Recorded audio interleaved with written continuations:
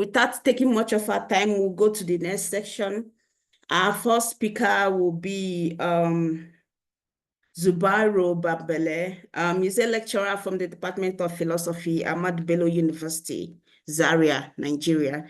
He will be speaking to us on extending Chimakonam's conversational account of personhood to accommodate intelligent system as persons. Dr. Bambale, please speak to us. Thank you.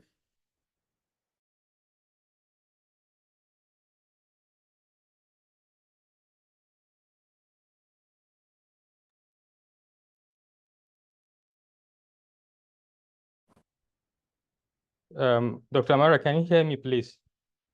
Yes, we can hear you. Can you turn on your video for us so that we can see the person talking to us if it's convenient for you? Thank you very much for doing that. That is fine. This is my video. Thank you so much, Dr. Amara, for inviting me to this talk. Thank you to earlier speakers and those who will present after I have presented. I thank also other participants of this very important academic engagement. I will be sharing my screen now.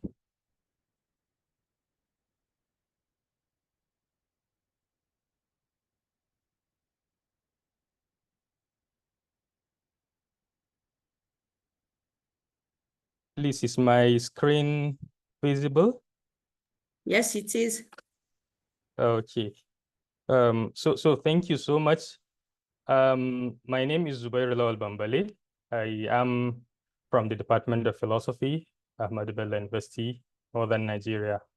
I am also of the Conversational School of Philosophy. The title of my presentation is extending the conversational account of personhood to accommodate intelligent systems as persons.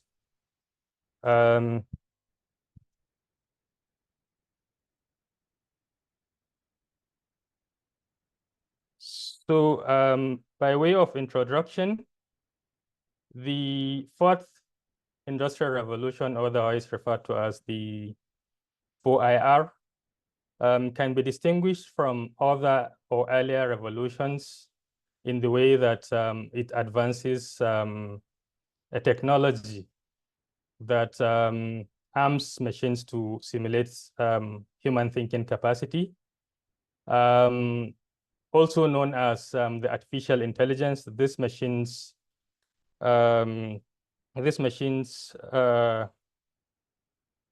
in the form of robots, artificial autonomous robots, autonomous systems, and the likes,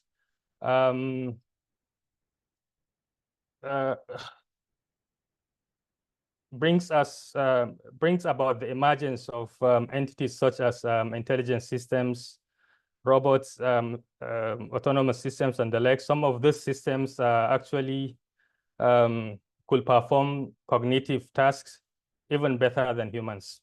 Now, the question that in the face of this weird intelligent systems, in the face of these systems, the question that comes to mind is whether or not, given the social roles that they play, the question that comes to mind is whether or not we should extend human relations to these entities. But given the very important, the importance of personhood to African ethical thinking, we can also further extend these questions to ask whether or not we can recognize these entities as persons. Now, these questions prompt us really to reconsider the preconceptions we have about personhood.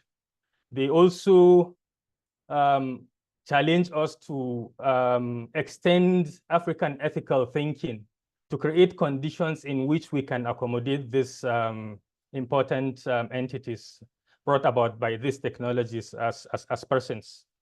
But this is also very important because these questions are very important to ask and answer because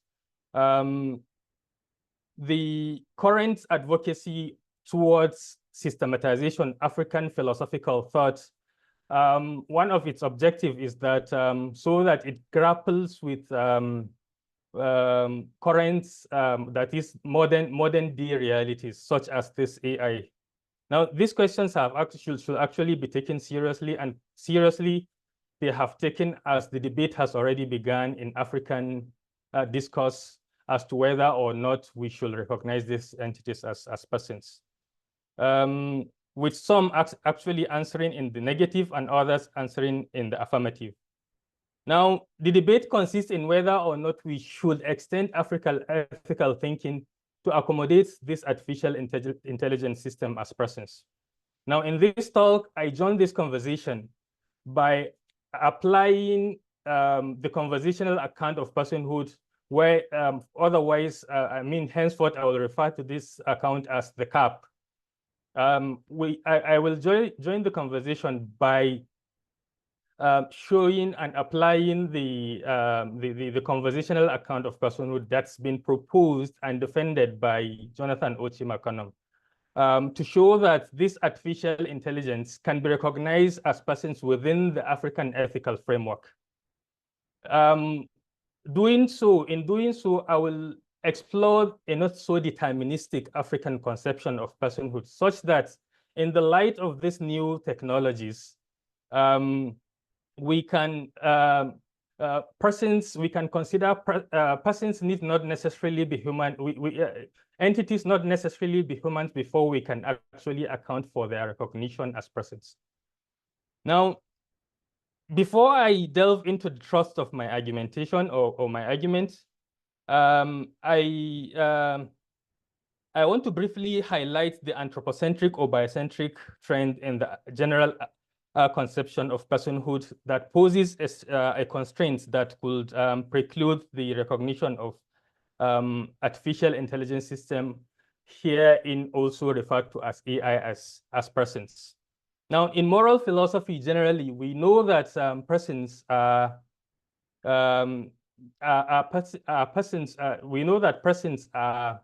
entities or beings with moral worth. This moral worth is derivable from their being respectful or valuable in themselves. Now, but it is not because of certain usefulness that we agree that these entities are persons.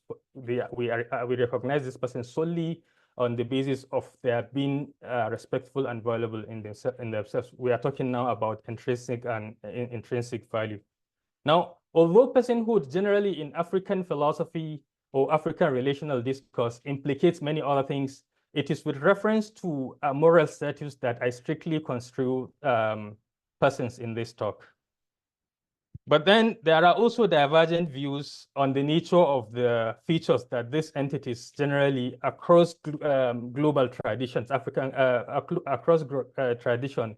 We know that is both the global south and global north. We know that there are divergent views on the nature of the features that a being should possess to have moral worth. On the one hand, for example, the Western discourse will typically consider things as intentionality, consciousness, capacity for pleasure, and the like as basis for recognizing entities or beings as person. On the other hand, the global South, especially from the perspective of Africa, things such as relationality or its capacity for relationships, conversations, and group solidarity will typically be considered as features that will account for the recognition of persons as of entities as persons. So general discourse on personhood, however, appears to have been influenced by the everyday usage, wherein a person is only a person is used. Person is used as another name for human being, to the exclusion of other entities such as animate entities, non-human animals, machines, rocks, the pens we use, and all that. Now, so there is in general discourse on personhood. However, the widespread identification of person as humans, as human beings. This widespread identification of person has actually within the African conception of personhood has actually been identified and acknowledged by scholars such as Molefe and the likes. There are also examples of this anthropocentric posturings, which time I know will not permit me to go deep into. Now, while personhood as a subject matter of ethics should be concerned with framework for admitting entities into a moral community, African relational discourses suggest that entities are a subject matter of personhood. A subject matter of personhood. African relational discourses suggest that entities that are a subject matter of personhood are human or at least biological beings. Now, this anthropocentric or biocentric trend potentially excludes other entities such as intelligent machines that are not humans and not biological. The rest of what will follow will be concerned with whether or not this anthropocentric or biocentric positions precludes us as scholars from reconsidering Afro-communitarian thought as it is currently constituted to admit other entities such as emergent, intelligent, autonomous systems as persons.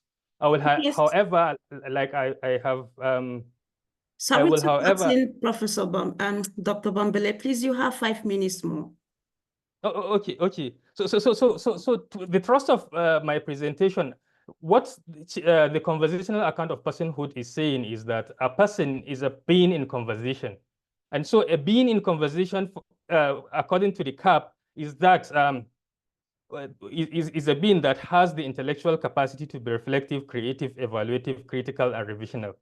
Now, all this is subsumed under what the defender of this account calls embodied and intellectual and embodied capacities. Now, the co-conversational account as contained in the quote above only tells us that a person is a being with certain capacities. It suggests that it is from one's being that their personhood is derived.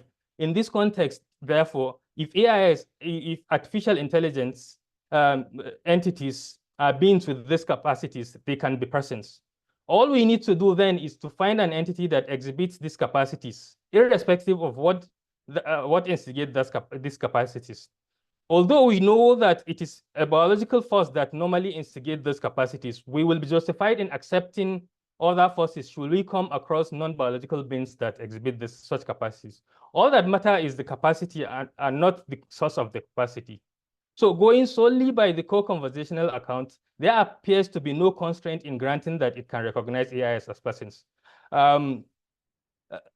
However, I argue that while the co-conversational account poses virtually no obstacle to our recognition of artificial intelligence as persons, there appears to be certain biocentric claims that may be read as precluding us from doing just that. I will refer to them as constraints. Now, one of the significant constraints I find in the CAP is the biological twist it takes when it explains certain things that is such and also suggesting that the beings under reference are biological entities. For instance, the CAP asks us to think of the path to personhood as a natural or biological phenomenon. It tells us also that personhood should be construed as an internal capacity which can develop as one matures biologically.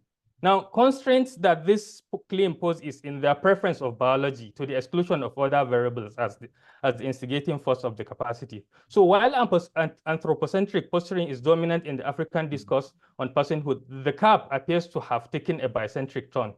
Now, with this bicentric turn, we may be constrained to read the CAP as excluding non-biological entities from beings, from being persons. The question that arises then is the constraint so significant that it necessarily precludes us from applying CAP to recognize artificial intelligence as persons? I answered the above question in the negative and demonstrate how a few clarification and extension without radically departing from the core conversational account could provide us with a plausible framework for admitting non-biological entities such as AIs in the moral community. Now, I adopt 3 strategies to do this. The first one, I go into the pool of the African resources wherein persons are described just as extended entities that are driven by so many by kinds of force, including spiritual, the body, and the likes. So I argue that even the traditional African conception of personhood does not gives us a room to include technology as another form of force, because there hasn't been actually a consensus as to what kind of force instigates capacities for personhood.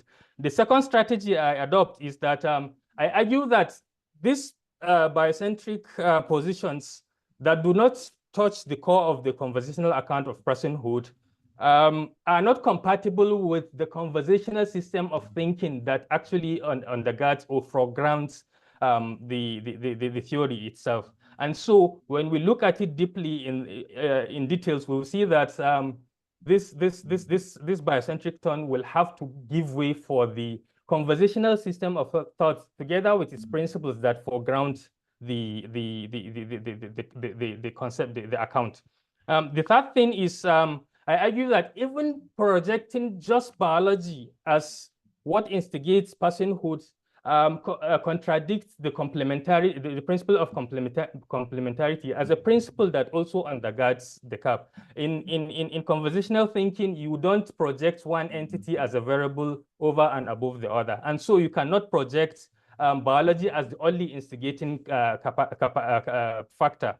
Now, by conclusion in this talk, I propose that we can apply the CAP to recognize intelligence system as a person. I suggest that with the biocentric turn the CAP takes, we may be constrained to read the CAP as excluding non-biological entities from being persons. I, however, showed how a few clarification extensions without radically departing from the core CAP could provide us with a plausible framework for admitting non-biological entities like artificial intelligence into the moral community. This is my presentation. It's part of a larger project I am working, and I hope I am able to communicate my arguments as clear as possible. Thank you so much. Thank you, Dr. Bambale, for this interesting lecture. Thank you. Kindly stop sharing your screen so that we can call the next speaker.